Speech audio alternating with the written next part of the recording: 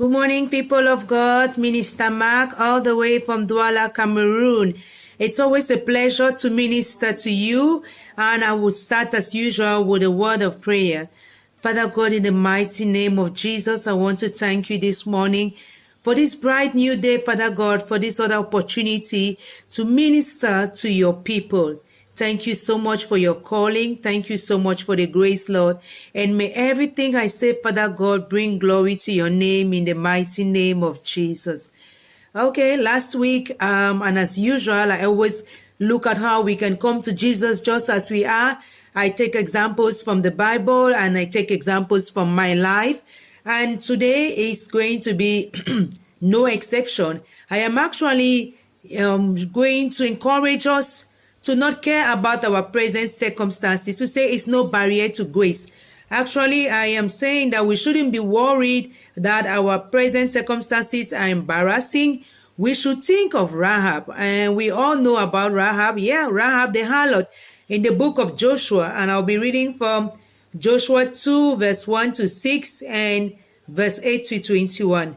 I'm sure we have heard about Rahab and how she harbored the spies. So then Joshua, son of Nun, secretly sent 2 spies from Shittim. Go look over the land, he said, especially Jericho. Yeah, Jericho was highly courted. So they went and entered the house of a prostitute named Rahab and stayed there. You know, it's easy to know who is a prostitute, who is a harlot. It's easy to know who are the crooks in the city, in the area. It's easy to know those whose lives are of very disrepute, no reputation. It's easy. People can tell you. People can point them out to you. If you go into a city and say, where is the inn? Everybody is going to show you the inn. So then the king of Jericho was told, look, some of the Israelites have come here tonight to spy out the land. So the king of Jericho sent this message to Rahab because, of course, people saw people going into Rahab's house. And they know that Rahab knows everything. I mean, people who live that kind of life, they know what happens. They are always aware of everything. Bring out the men who came to you and entered your house, because they spy out the whole land. But the woman had taken the 2 men and hidden them. She said, yes, the men came to me, but I did not know where they had come from. At dusk, when it was time to close the city gates, they left. I don't know which way they went. You may catch up with them.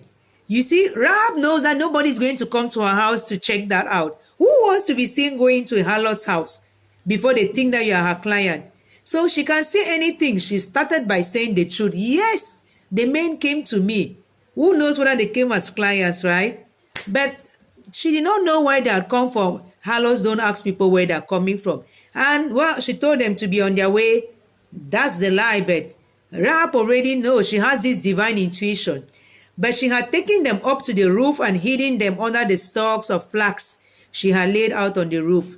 Before the spies lay down for the night, she went up on the roof and said to them, I know that the Lord has given you this land, and that a great fear of you has fallen on us, so that all who live in this country are melting in fear because of you. Who hasn't heard about the Israelites and how they crossed the Red Sea and everything? We have heard how the Lord dried up the water of the Red Sea for you when you came out of Egypt, and what you did to Sihon and Og, the 2 kings of the Amorites east of the Jordan, whom you completely destroyed. When we heard of it, our hearts melted in fear, and everyone's courage failed because of you.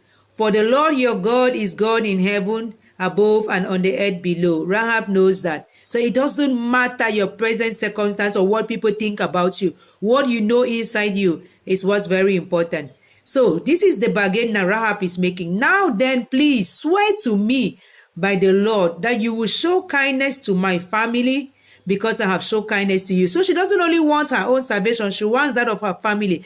This is a wonderful woman. I mean, look at her. She's a harlot, but look at how she's thinking.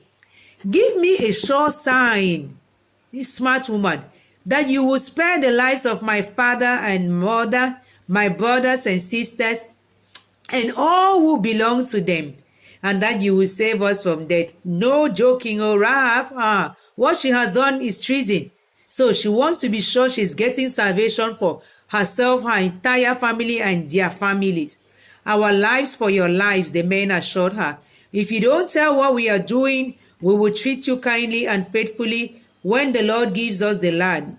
So she let them down by a rope through the window, for the house she lived in was part of the city wall, somewhere up the Wookers. She said to them, "Go to the hills so the pursuers will not find you. Hide yourself there 3 days until they return, and then go on your way." She knows after 3 days they'll give up. Now the men had said to her, "This oath you made us swear will not be binding on us unless when we enter the land, you have tied this scarlet cord in the window through which you let us down, and unless you have brought your father and mother, your brothers, and all your family into your house. If any of them go outside your house into the streets, their blood will be on their own heads. We will not be responsible. As for those who are in the house with you, their blood will be on our if a hand is laid on them. But if you tell what we are doing, we will be released from the oath you made us swear." Smart woman. "Agreed," she replied. "Let it be as you say." This phrase, "let it be as you say," very important phrase. So she sent them away and they departed, and she immediately tied the scarlet cord in the window. Harlot though Rahab had been, intuition from above had been given her. Spies were men of God, the forerunners of his people who were to execute his will, and that to take sides with them was to take sides with God himself. Her faith of this God who worked great wonders was altogether marvelous and singular. It was such a call that made her willing to sacrifice her own nation. In the Bible today, Rahab is mentioned in the genealogy of Jesus Christ. Amen. Matthew 1 verse 5. There are just 3 women who are mentioned there. And women, you will say, not of very good reputation. And I want to say that, I don't know about you, but I have come to understand that your current circumstances is no embarrassment to God, so long as you seek to do the right thing. I remember when I was living in adultery in my marriage, and yet I was praying to God and I was saying, "I want out of this place. I want out." He even let me go through another adultery just to get the courage to leave my marriage. Look at where I am today. And that did not matter to him. When we even went to the desert, to Dubai, I was still living with this guy. That was in big sin. But whenever I prayed to him, he answered my prayers. I came back, doubled, went to Europe, was still living with another man again, this time even an atheist. But I kept praying to God, and he kept directing my paths. He kept answering my prayers. So we don't have to really so be bothered and like, "Oh no, I'm a harlot, I'm a thief, Who did Jesus come for anyway? He understands our human nature, our weaknesses, our challenges. He just awaits our first step. Rahab took hers, and that brought salvation to her and her entire family. May you take the first step to come to Jesus right there where you currently are. He looks at the heart and not the hand, as it can be said. Amen. All he wants for us is to have a humble and contrite heart as we come to him. Hallelujah. May the Lord, who never cared about my circumstances back then when I was still living in sin, who heard my cry for help and helped me over and over, do the same for you in the mighty name of Jesus. You can read my story. You can check out my first memoir, aptly titled My Unconventional Loves, My Hurts, My Adulteries, My Redemption. The link is there, in my other books. God is good all the time. Subscribe to my YouTube channel, like and share for weekly ministration. Like my Facebook page.